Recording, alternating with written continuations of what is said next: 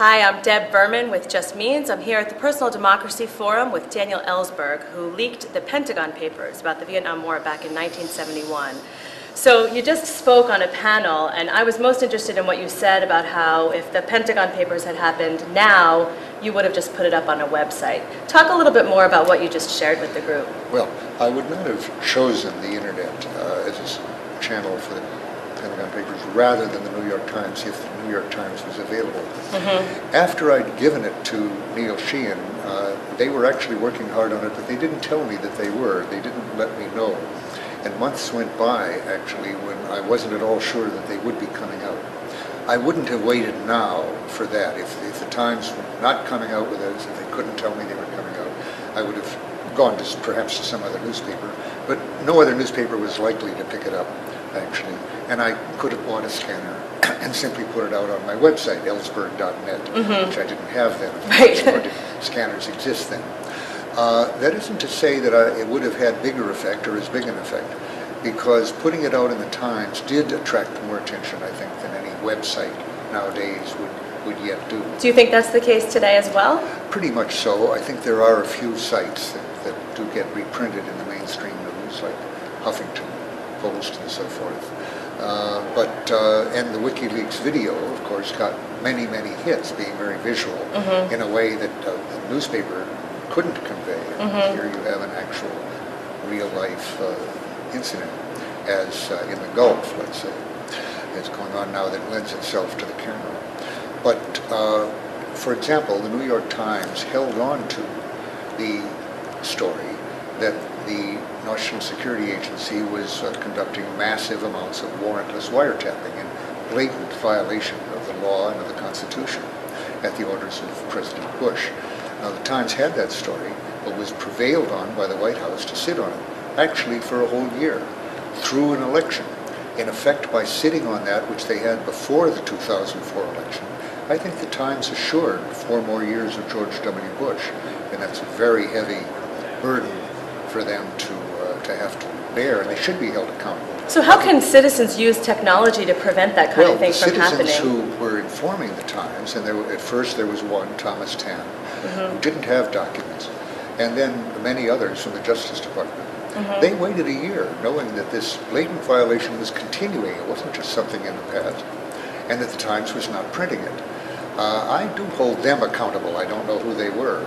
I think they were very derelict in not going either to other newspapers or to Congress. The citizens. Well, they were officials. They were also citizens, and it was their duty, I think, as citizens and as officials, to get that information out, both to the courts and to the public and Congress. Now, definitely, if no other newspaper offered itself, they could and should have put that out on the internet. And I think they were really seriously derelict in not doing that. They certainly would have expected to lose their clearances and their jobs, and yet you had a major constitutional violation going on, to which they were party by their silence.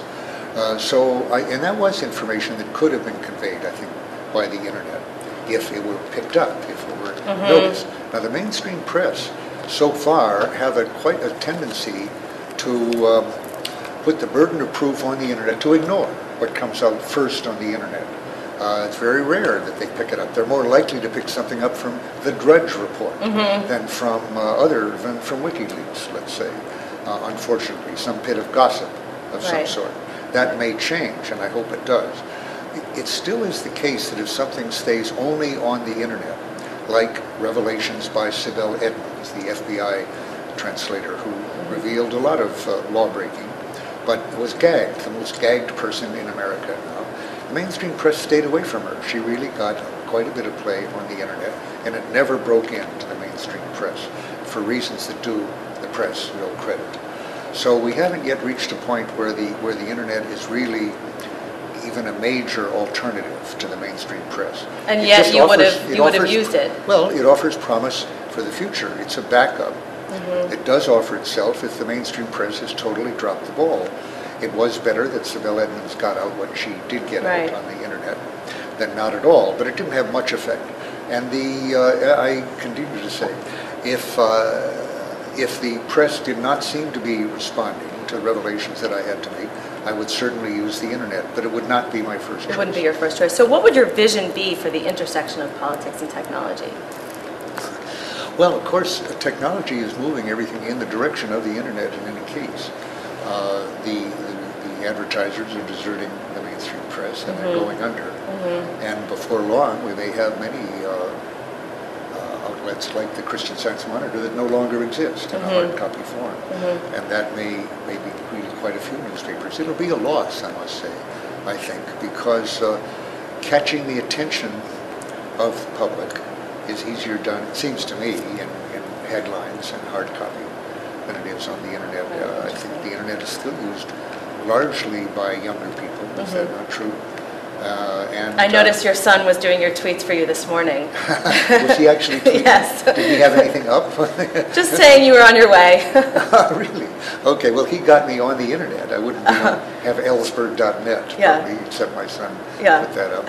And he actually has created a Twitter account for me, but I've never seen it. Interesting. In which he said I can announce things. But yes, he does that that's for exactly me. right. Well, I think everybody, you don't have to be my age, which is 79, to rely on a young person. He's almost over the hill. He's 32. Right. He's not on the cutting edge of technology. That is over the hill with technology. Well, thank you so much for your time today. I'm here with Daniel Ellsberg at the Personal Democracy Forum. I'm Deb Berman with Justmeans. You can check out more videos from conversations with speakers today at justmeans.com.